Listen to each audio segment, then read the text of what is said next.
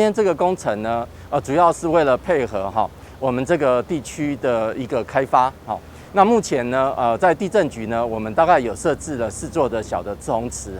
大概它的滞洪量是1.18万吨的一个蓄洪量。那再加上它有配合了一个8.9 CMS 的抽水站体，但是我们发现到这些站体可能还不足在应付我们在洗漱湾里地区的一些抽排水，所以呢，我们这边市府这边呢，大概自筹了大概4.55亿元的一个经费新建了一个30 CMS 的一个抽水站体，我们大概可以有效的疏解这个洗漱湾里地区大概有115公顷它保护人口有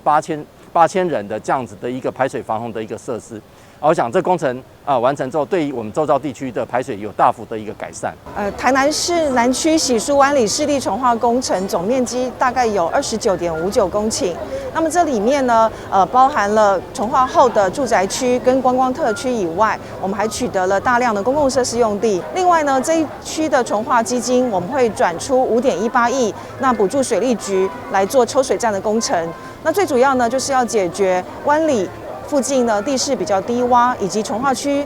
重划之后开发所产生的径流，那解决地方淹水的问题，那也为这个地方呢增添公共建设，包含了公园、开辟道路，还有停车场等等。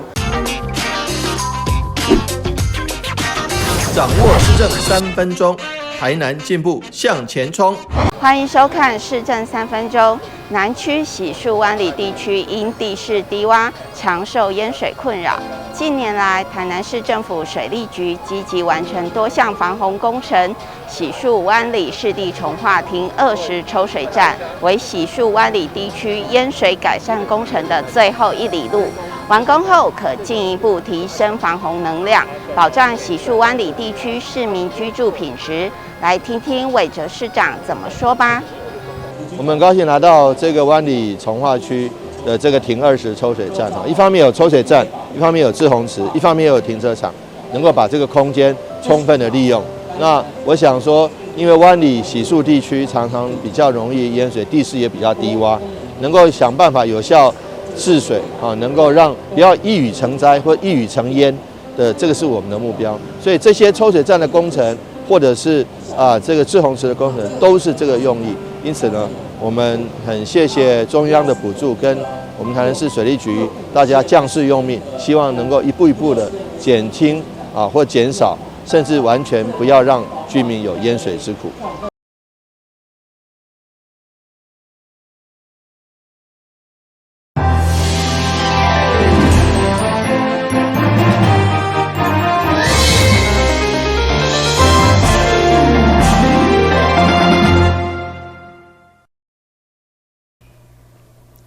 你好，是观众，欢迎收看中嘉台南电视新闻。下面有一连串的新闻报道，带大家做回来关心。客家女查案，郭在钦被起诉。台南市议会国民党团新旧任的书记长上午联合召开记者会，批评民进党中执委郭在钦伫个客家大量来台添女查。根据检察官的调查，不法利益高达22亿。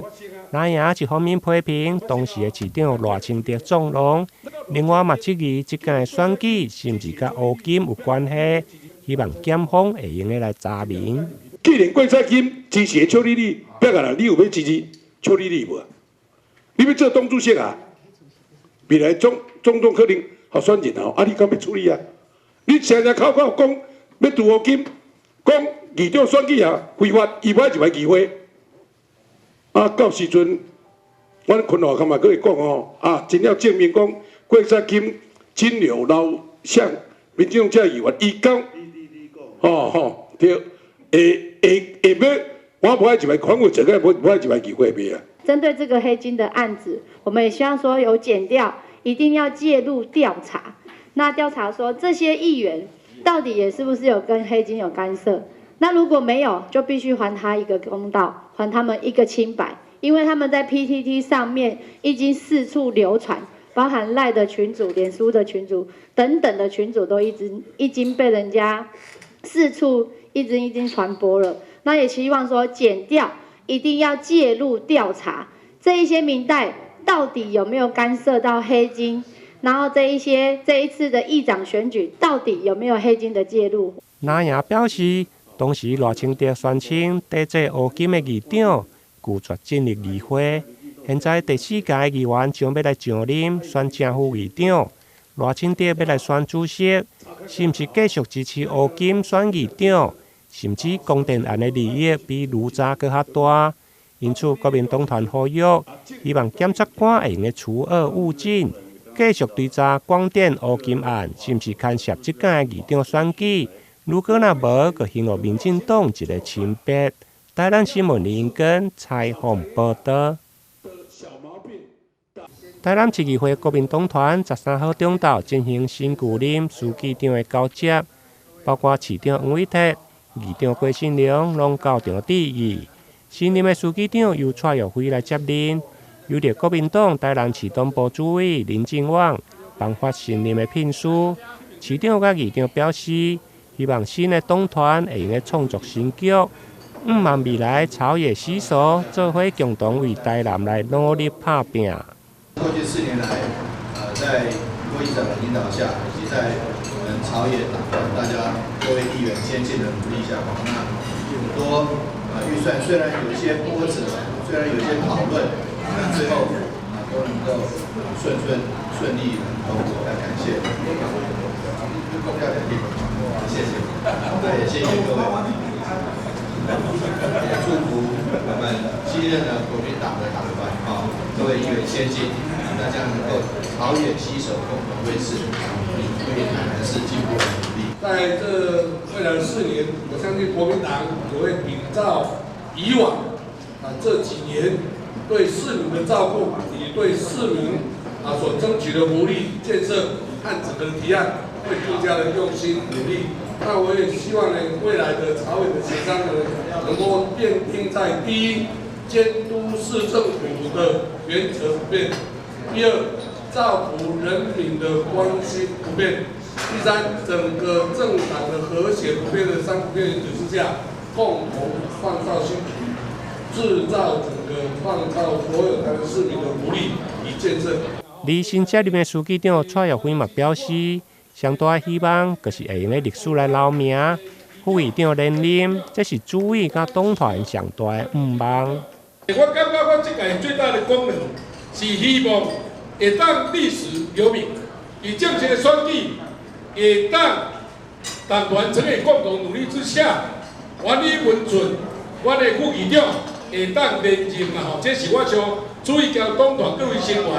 员最大的愿望。会中当时嘛颁发2位副书记长林彦竹甲彭一峰的聘书，而党团的发言人，这是由王家珍、蔡淑慧甲蔡宗浩来接任。台南新闻林根采访报道。菜市仔是一个民众每一天采购新鲜食材的需要选择，为了提供民众一个整洁优质的购物环境，台南市政府拢会持续举办公有市场环境评比。那传统市场给人的正向的感觉就是这个人情味很丰富，有的时候常常会被人家讲话的，比如说在疫情期间，因为人跟人摩肩擦踵，比较容易有高风险，或者是这个菜市场的整洁程度让人有时候会诟病。评比主要针对市场周边环境进行检查，亲像是出入口、涂骹、水沟等等。另外也对单位经营管理以及顾客经营等项目进行评分。这摆也搁特别邀请一般民众组成秘密检查小组，无定期造访各个市场，以消费者的角度找出容易互疏忽的所在。我们特别来这个做一个传统市场的一个整洁评比，一方面让传统市场保持它的浓浓的人情味，一方面又有像新式超商这种干净整洁。那如果两者都具备的话，那传统市场的竞争力更强，也更多，会有越多的消费者愿意到传统市场来购买他们的去采买菜。所以呢，我相信这个活动会持续，而且不只是一次性，我们会经常性的要求传统市场，提升软硬体的服务品质以及清洁度。这摆评比总共产出10位菜市仔，由好尾寮公有市场得到第优，希望透过评比活动，鼓励摊商自发性改善市场环境，并增加市场向心力，进一步带动消费商机。台南新闻杨顺怀采访报道。台南市议会1楼大门口，今仔日上午摆满各式陆海空的飞机模型、当地秘密枪，以及来自各地退伍军人。目的是要为了全民国防、教育军事嘉年华的活动来宣传。活动一开始，透过无预警的手摇警报器，警报声大作，每一位美丽的建筑物内面场面逼真。大家赶快起立！防空警报响起，请到着后面防空洞。3分钟之后，再回到记者会现场。赶快小跑步，小跑步！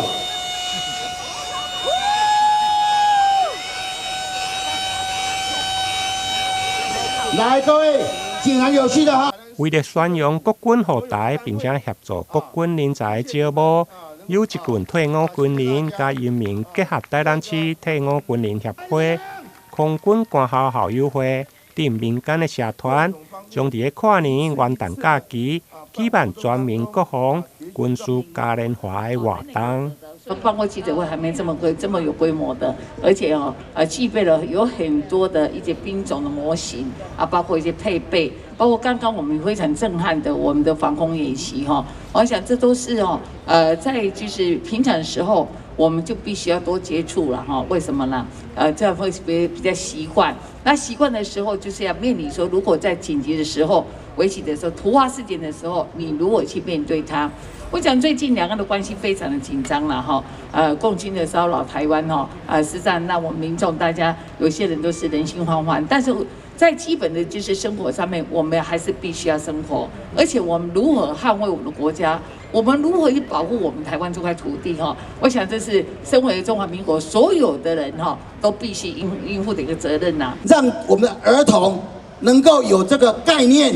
希望他能够容下。植入这个从军的 DNA， 让他从小就喜欢军事。在这个游戏区里面，我们在林梦良公园的后侧会搭建靶场哦。那么我们的四周会围上这个安全网，让大家尽情的玩游戏，让我们的小孩子、年轻人很喜欢这个军事。那在林梦良公园的前区，就是国军的展区，以及我们的邀请展以及军机的展区，完全是以协助国军人才招募为目标，希望我们能够为国军为国家尽一份力。活动发起人之一跳大师表示，为了庆祝元旦，欢迎3天的假期，无论民众穿着国旗装，或者是各式的军装来迎接新年。活动区嘛将分做国军的招募、军事模型的展览，加亲子军事体验区等。欢迎民众元旦假期做伙来林默娘公园体验。台南新闻林根采访报道。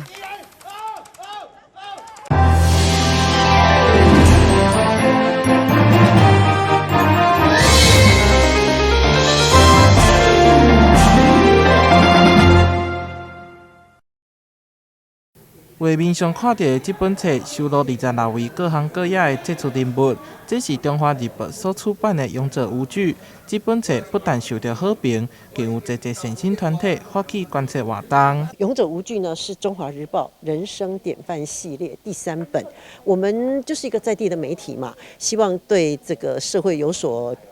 贡献，所以我们每一年都会写人物传记。那以前呢都是写台南市，今年这一本呢已经跨出了台南市，我们写到新北、台北、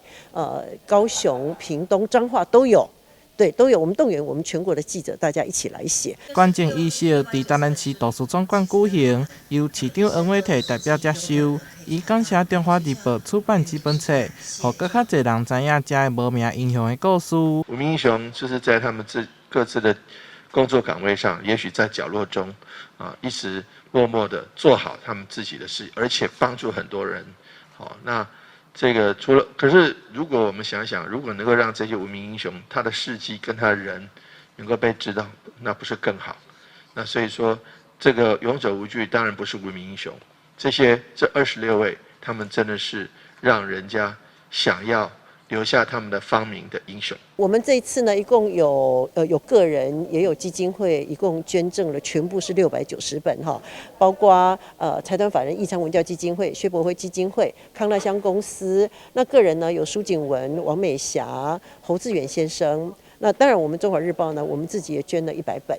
希望所有人都可以看到这本书。这摆捐赠的对象为台南市各学校、台南市图书馆、国家图书馆以及各县市图书馆，总共690本。中华日报表示，写册是为历史留记录，希望借着捐册、互善以及爱循环继续延续落去。台南新闻杨顺华采访报道。为提供新长者方便的交通接送，台南市目前已经有155台富康巴士，平均每一档超过28万座的服务。伫民间资源的导入，10档以上依法拢有通汰换，包括市府社会局相当的减配。其中杨小文的家属伫了解富康巴士对新长者的需求以及经费有法度负担之下，完成妈妈一世人想要捐车做公益的心愿。那妈妈她其实以前她就会有一时做公益的习惯，所以妈妈她以前她就会想说，如果我今天有钱，我想要捐赠一个救护车，但是其实救护车在它的一个包含说上面机器的仪器设备这些的费用大概会落在300-400万，那一般家庭其实很难负担得了，所以那时候我就跟妈妈提议说，妈妈我们可以捐赠富康巴士，那就是至少捐150万这一台，至少婆一次可以载2个人，那免除于说司机在载送的时候就只能载一位，可以服务更多的需求者这样子。所以我们那时候在妈妈末期的时候，就跟妈妈提议说，捐赠富康巴士，妈妈也觉得 OK， 那就是用妈妈遗留下来的一部分的钱去做公益这样子。那也感谢各位，还有千惠，然后还有阿姨，还有舅舅他们一起来参与，就是在妈妈整个过程中，就是给予她一些比较走安宁那一块会比较照顾。其中为特地社会局长陈英基陪同嘛亲自出席捐车典礼，其中强调每一台富康巴士背后拢有感人的故事。今日特别感谢杨小文女士将大爱留给社会，市府将好好利用做好人群。每一台富康巴士背后都有一个感人的故事哈。我们现在台南市155台富康巴士，我们这155台就是我们社会局自己来营运的富康巴士。富康巴士总共服务了我们总共服务了20万3270趟，总共服务过37万1442人，含陪同者。那所以说感谢我们周小姐，还有你们全家人还要感谢杨淑文女士，她把这个大爱留给这个社会，见证了台南市是一个有爱的城市。那能够让很多这个受惠者心存感激。那我要代表台南市185万市民朋友们，谢谢我们周小姐你们全家，也谢谢杨女士。社局表示，富康巴士接送服务对上午6点到暗时11点，且有需要民众先电话预约0629756678，或是6328899的专线。台南新闻管制何乔芳采访报道。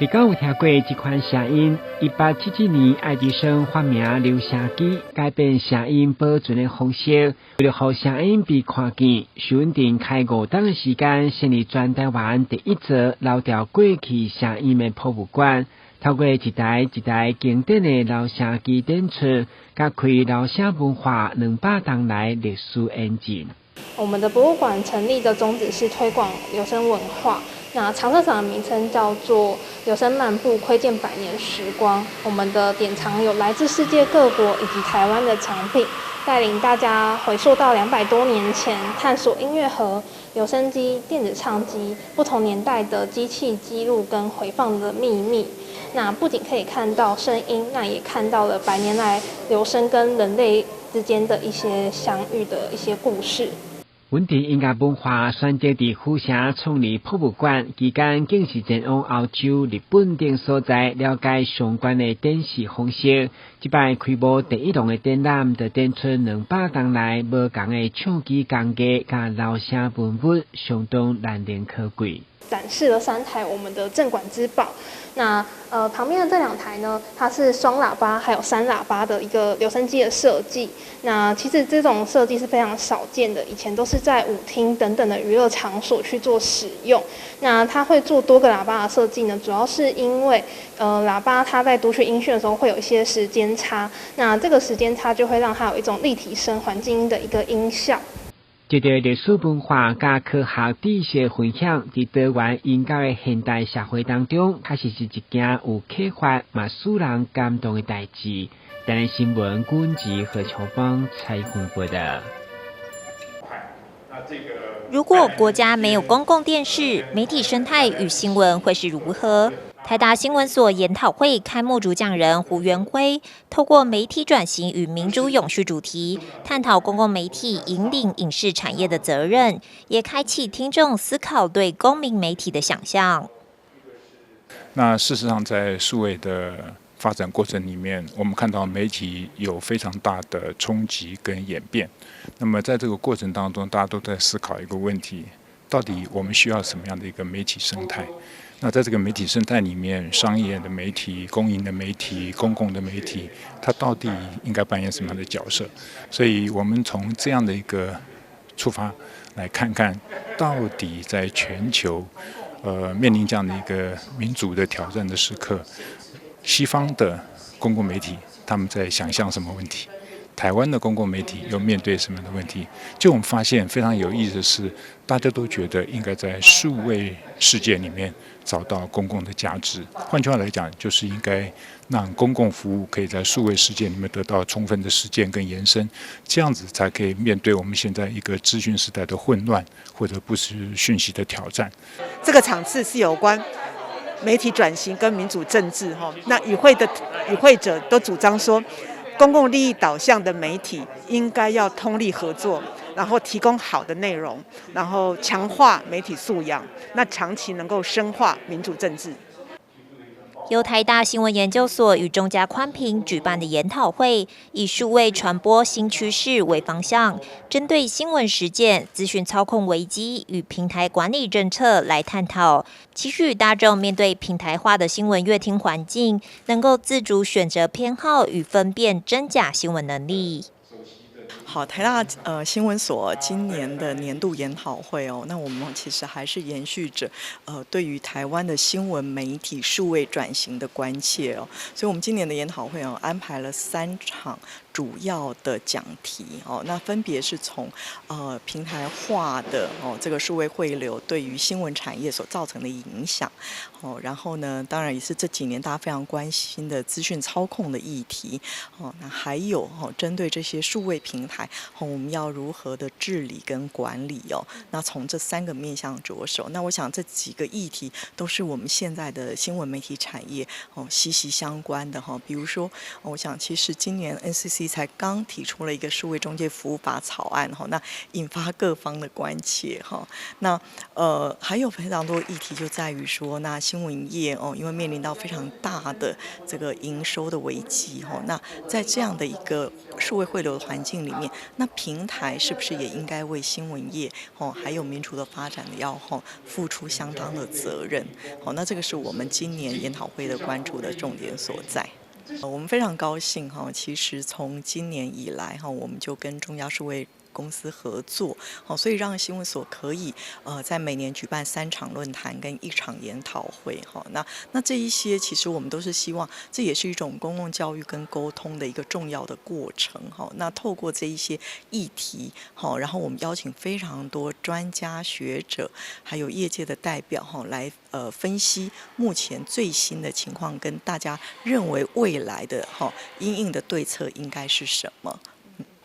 研讨会除了开幕演讲，上半场的平台化新闻生存，讲述现今的媒体环境，下半场也针对资讯操纵与内容平衡，探寻这对阅听众长久有何影响，并期待透过媒体素养的教育与宣传、数位平台的管理对策等，优化传播生态。记者温宇君台北报道。非常感谢收看中嘉台南电新闻，我是顾文杰，咱再会。